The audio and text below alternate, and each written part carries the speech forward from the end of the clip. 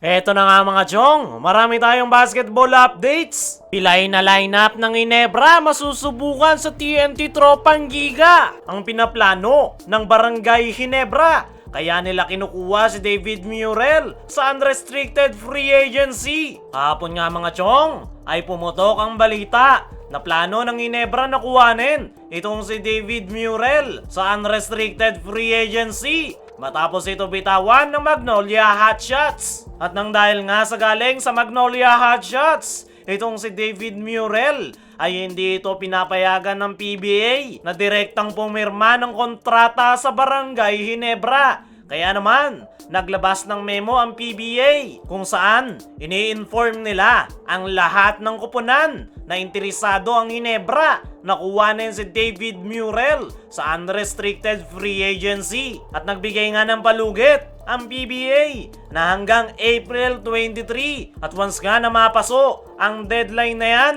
na walang kumukontrang kahit anong kupunan ay diretsa na si David Murrell sa Barangay Ginebra. Marami nga ang nagulat sa balita na yan. Kaya naman, ano nga ba talaga ang pinaplano ng Barangay Ginebra? Bakit nila kinuha itong si David Murrell sa unrestricted free agency? Ang isa nga sa nakikita nating dahilan kung bakit ito kinuha ng Barangay Ginebra ay dahil sa pagkaka-injury ni Jamie Malonzo. Malaki nga yung problemang kinakaharap ngayon ng Barangay Ginebra dahil sa pagkaka-injury ng kanilang key player.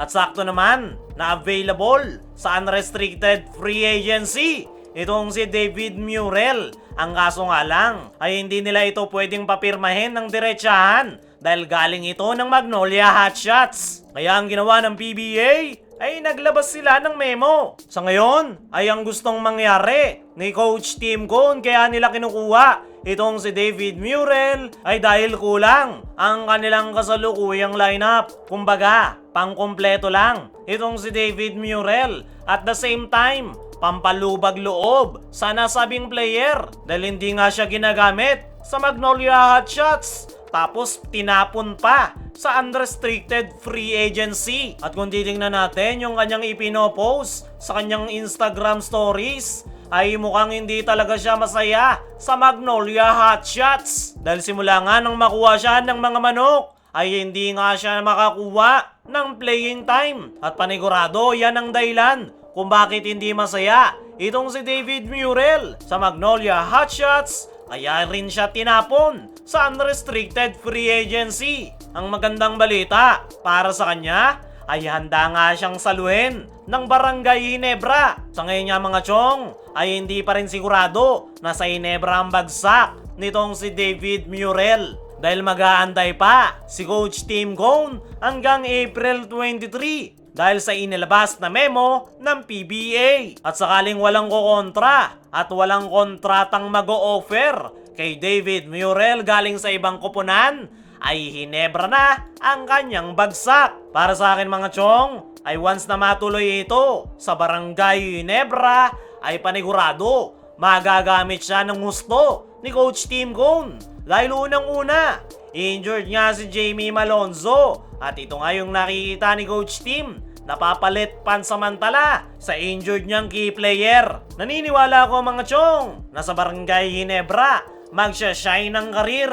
nitong si David Murrell. Dahil panigurado, ito yung papalit sa pwesto ni Jamie Malonzo. At paniguradong mamahalin rin ito ng Barangay Ginebra fans dahil sa mga kaya niyang may contribute sa kanyang kupunan. Isa nga itong hustle player, bagay na bagay sa never say die attitude. At ang pinakaabangan dito ng Barangay Ginebra fans ay ang kanyang mga highlights dunk. At sa darating nga na Biyernes ay makakalaban naman nila ang TNT Tropang Giga. At dyan nga masusubukan yung kanilang never say die attitude at kanilang next man up mantra. Pilay nga yung lineup ngayon ni Coach Tim dahil isa sa kanyang key players ang hindi makakapaglaro. At problemado pa nga rin si Coach Tim sa pagkakawala ni Jamie Malonzo dahil ayon niya sa kanyang latest interview ay umaasa nga ito na hindi daw tatagal ng ilang linggo o buwan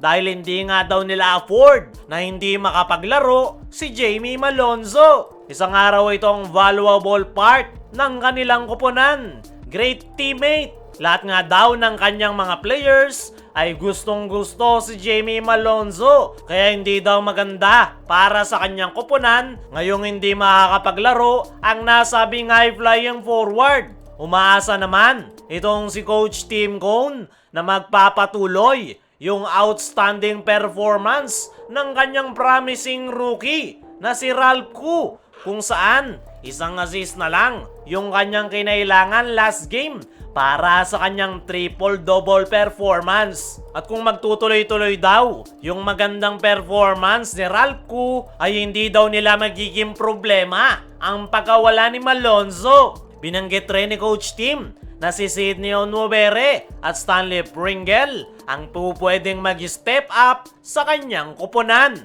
Para sa akin mga chong, ay hindi magiging madali ang assignment ng Ginebra kontra TNT Tropang Giga. Dahil alam naman natin ang TNT, isa yan sa title contender tuwing All-Filipino Conference. Natapat pa na nag-a-adjust si Coach Tim sa kanyang player rotation dahil sa pagkaka-injury ni Jamie Malonzo. Pero gaya ng sabi ni Coach Tim, ay tiwala siya sa kanyang mga players na mag-i-step up ang mga ito, lalong-lalo na itong si Ralph Koo at Sydney Onwubere.